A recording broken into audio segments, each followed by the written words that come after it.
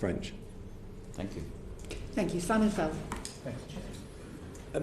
We've heard repeatedly through these sessions just how crucial, detrimental the role of criminal gangs and organised criminal activity is in terms of driving this activity. And we know, of course, that the NCA is then having to work with agencies far afield, both in the EU and beyond, to try and track these people down and stop this. We have a deadline coming up of 31st of December. What's your assessment of whether they'll still have access to the data they need from EU partners to continue this activity and to continue to be as effective in this activity as they are at present? Yeah, well, I mean, Simon, you're completely right to point to the criminality. We should be in no doubt at all that these crossings are facilitated by ruthless criminals who are exploiting migrants for financial gain. Very often they will tell migrants things which are not true about life in the UK, making out that it's, totally different to France and Germany, which of course in practice it isn't really, in order to persuade people to make these dangerous crossings in order to relieve them of large amounts of money. So the criminality, the ruthless criminality, the exploitative criminality that underlies this trade is very clear, and that is one of the many reasons why we should be looking to stop these crossings in their entirety. In terms of the investigations, those on both sides of the channel, those have been going well. There have been, this year so far, there have been 375 arrests by CFI, which is the NCA and others in this area, of which 110 have directly related to small boats. So there's been a lot of law enforcement activity. I was went on a raid in July to arrest people who were involved in moving the money that goes behind all of this. But I think in terms of leaving the transition period, the law enforcement cooperation, the exchange of information between French and UK authorities, the work in the Joint Intelligence Cell, all of that continues. Right? None of that is contingent or reliant on being part of the transition period.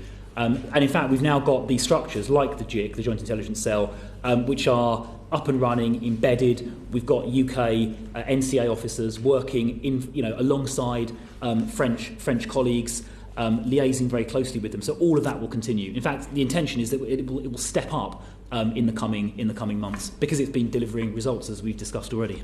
Thank you. So you're not concerned that post transition we're going to lose access to any relevant data, intelligence, or people? Well, in terms of criminal intelligence, the cooperation is extremely close and stands on its own 2 feet, regardless of transition period exit. There are, of course, some databases which may change, like the Eurodac database, for example, which is the database of people who've claimed asylum in other European countries. But in terms of investigating criminality, that is not the sort of principal source of information that officers use. Okay, thank you. Just moving on a bit, I'd like to look at social media as well, because we know, of course, they are quite often enabling platforms to allow this activity to go ahead.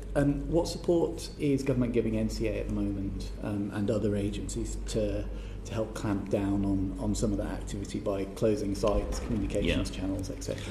Well, I saw the transcript of your session, I think it must have been back in September, when I think Rob Jones from the NCA told this committee that there had been examples or occasions when evidence had been given to social media companies where traffickers were promoting this sort of illegal activity.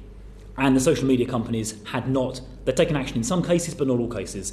So I take the very strong view that social media companies should be responsive to law enforcement, and where law enforcement agencies like the NCA point to material which is inciting illegal activity or is effectively acting as marketing material for ruthless people smugglers, then social media companies are certainly under a moral obligation to take that material down very quickly. I've asked for a further briefing on this topic, and if it turns out that the social media companies are continuing to behave in this way, it is something which I will be raising directly with them. And I think it's the kind of thing that Parliament and the public should know about. So I would certainly be prepared to name companies who are not in the future, who are not acting in a proper manner. I know the government are looking to legislate more generally as far as online harms are concerned, but it is morally reprehensible for social media companies to leave this material online when it is acting as marketing collateral for criminals? Well, we have them in front of us early in January, so I'm looking forward to that session. Good. But in your experience, are they moving in the right direction on this, or? Well, I think they're not going far enough in my view. I think they sometimes hide behind sort of procedure and policy where common sense would dictate they should take a different course of action. So as I say, it's something I intend to dig into personally. But from what I understand, they are not doing enough at the moment, and they're ignoring on occasions or failing to act on occasions in response to information provided to them. Thank you. So, just to follow up, the